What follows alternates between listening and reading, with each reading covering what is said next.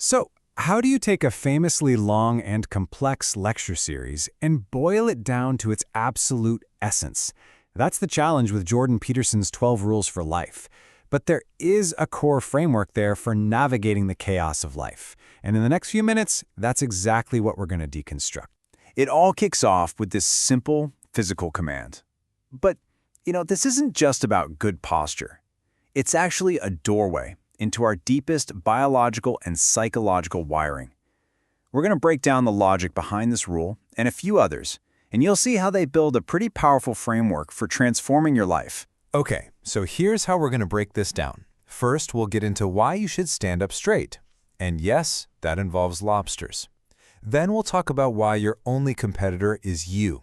After that, we'll look at how to choose your friends wisely. And finally, we'll tackle the big one, finding meaning in the face of suffering. All right, we begin with a creature you probably weren't expecting, the lobster. And believe it or not, it tells us something incredibly deep about human society and even our own brain chemistry. It sounds kinda absurd, right? But the answer is pretty mind-blowing. It reveals this shockingly deep biological connection between us and these crustaceans. It's a link that operates on the very same basic chemistry that's running through your brain right now. So, it all comes down to serotonin. Picture this. Two lobsters have a fight. The winner's brain gets flooded with serotonin. It literally stands up taller, more confident, ready for another go. The loser? Their serotonin levels drop. They physically cower and retreat. This is the exact same neurochemical that regulates mood and status in us.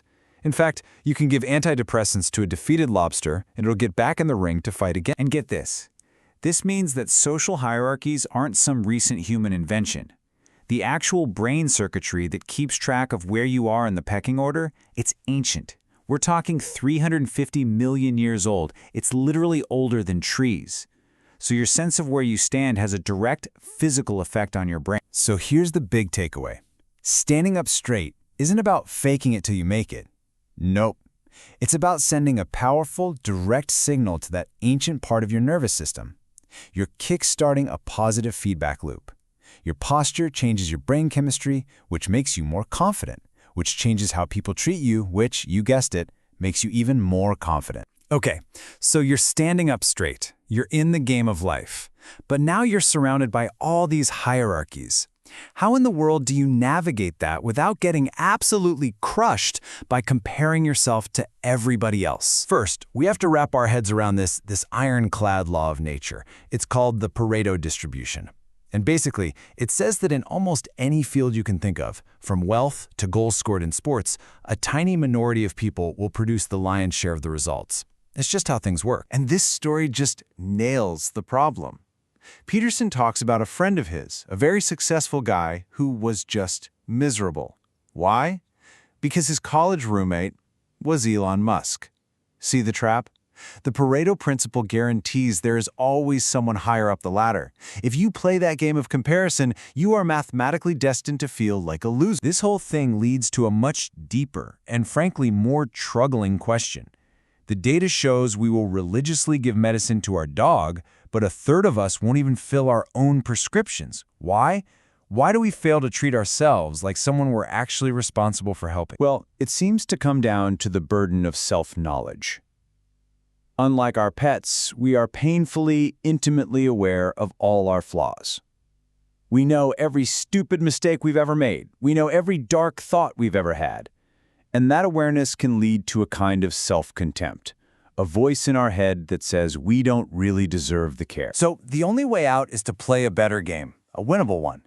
The rules are simple. First, aim high. Actually take the time to figure out what a meaningful life would look like for you. Then, and this is the game changer, stop looking sideways. The only person you're allowed to compare yourself to is who you were yesterday. Focus on making one tiny incremental improvement today. That's how you build real, unstoppable momentum. So, you're standing tall, you're competing with your past self, you're making progress. The next critical step is to take a good, hard look at the people you're surrounding yourself with. And there are basically two kinds of friends. You have the ones who are aiming up. They genuinely celebrate your victories. They want the best for you. Then you have the ones aiming down. They're the ones who subtly try to pull you back. They offer you that drink when you're trying to quit, or they'll put down your achievements. And usually, it's just to make themselves feel better about their own bitterness. This brings us to this very old piece of wisdom, and it's used here to make a really practical point. What do you do with people who are actively trying to sabotage you or just aren't listening at all? The advice is pretty blunt. Stop talking to them. Now, the point isn't to just be silent. It's to find people who will actually listen. A truly meaningful conversation isn't about winning an argument. It's a collaborative process. It's you and another person trying to figure things out together, trying to solve a problem. Your brain lets you know when this is happening. You get this feeling of deep, genuine engagement. That's the feeling you want to chase. Okay, we've talked about our posture, our internal goals, our social world, but what do you do when life's inevitable and often totally random tragedies come knocking at your door? For Peterson, this wasn't just a theory. This rule was put to the most brutal test imaginable when his daughter was diagnosed with an incredibly severe form of juvenile arthritis.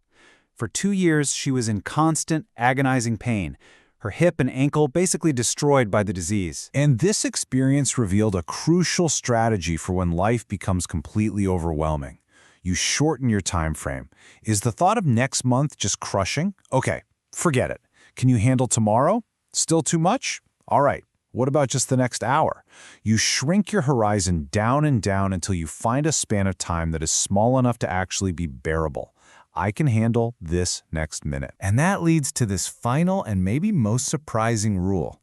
And believe me, it isn't really about cats.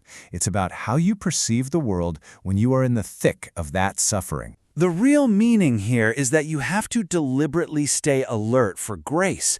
Even when you are in the absolute depths of despair, life will offer up these little unexpected moments of beauty. A friendly animal, a beautiful piece of music, a kind word from a stranger. These are the sparkling crystals in the darkness, and learning to see them is what gives you the strength to keep going. So this whole framework, it's really a call to active responsibility. Stand up straight and face reality. Compete only with your past self. Choose friends who want you to win. And through it all, keep your eyes open for beauty even in the dark.